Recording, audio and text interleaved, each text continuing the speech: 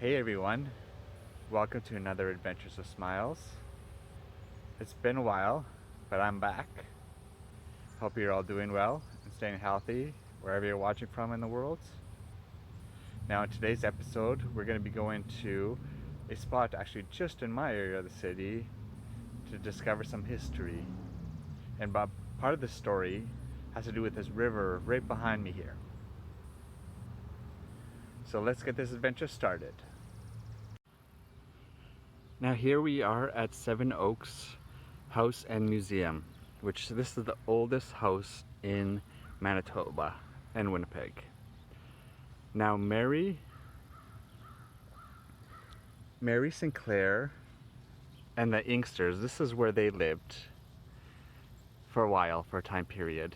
And Mary Inkster, well, to become later Inkster, was born in Oxford House in Manitoba in December of 1904. And she later on met John Orkney Inkster. Now, she is of Métis and Cree ancestry, and she ended up marrying John Orkney Inkster in January 20th, 1826 at St. John's Chapel, which I'll take you to in a little bit later, just down the road here, by a Reverend David T. Jones. Now, not the most is known about Mary Inkster's life, but that's just a little bit of it. Now, John Orkney Inkster's history is he came across from Scotland, which I'll get into a little bit more later, but he joined the Hudson Bay Company as a laborer in May 18th, 1821.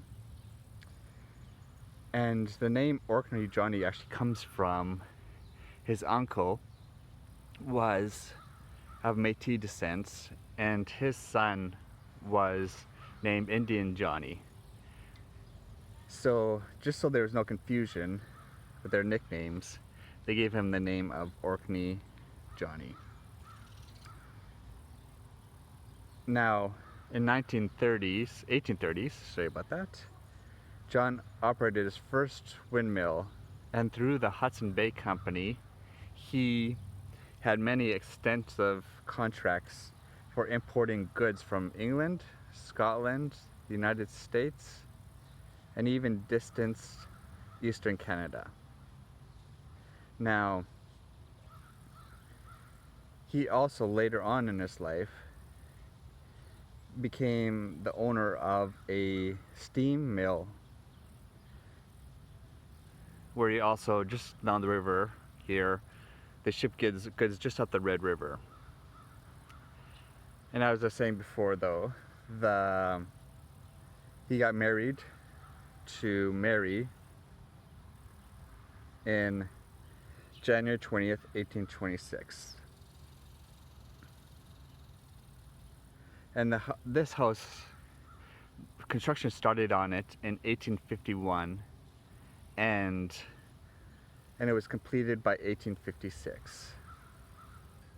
Now I'm going to get in a bit more into John's story. I'm going to take you to the chapel and where his tombstone is. But there's one more thing I'm going to show you guys over here before I take you over there. See this little place next to this big house here? This was the first mail office in Western Canada in the 1820s, I believe it was. So this would be sending stuff all the way out to Saskatchewan, Alberta, and British Columbia. Now later on, I'm going to see if I can film inside of here, but I have to talk to the directors about that. So we will see if we can do that. But yeah, it's just about to start to pour here. But I'll tell you also do one more thing over here too. We have a whole bunch of we have an ox container.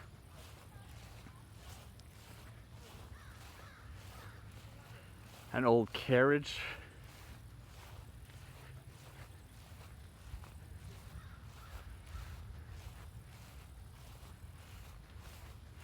And looks like we got for baking.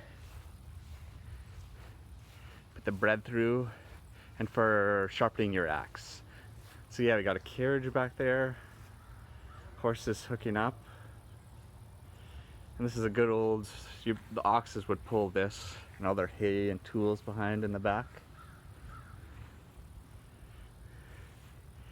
These are the good old 1800 days. Here, I'll let you read this. If you want to read it, just pause your menu and continue on.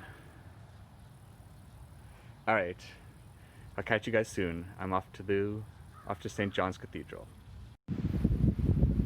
Now here is where John Orkney Johnny Inkster was laid to rest.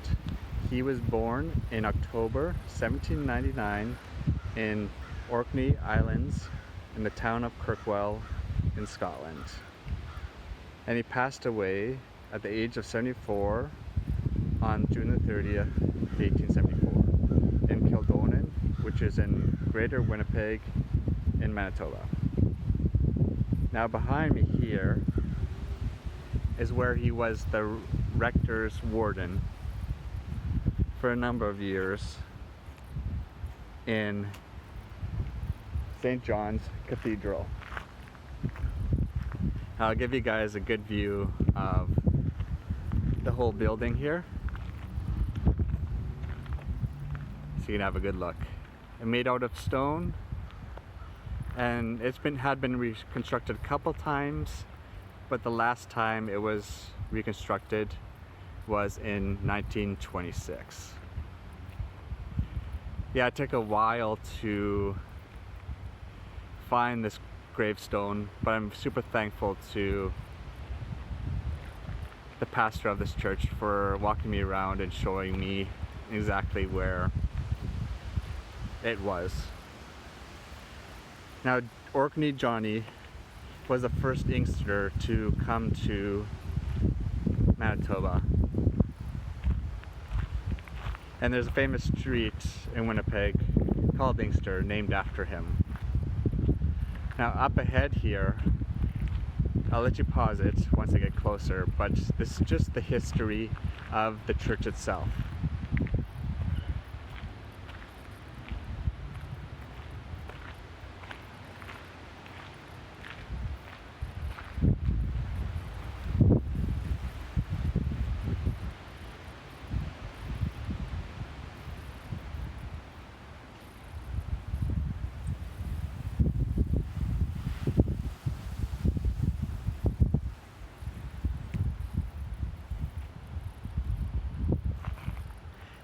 There's a lot of very old, mainly Scottish settlers, tombstones in this area.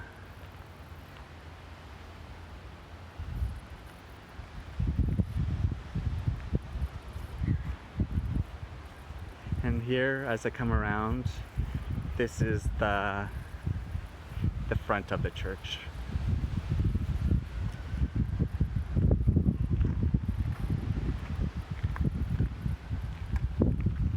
They use it in the church a couple blocks from here.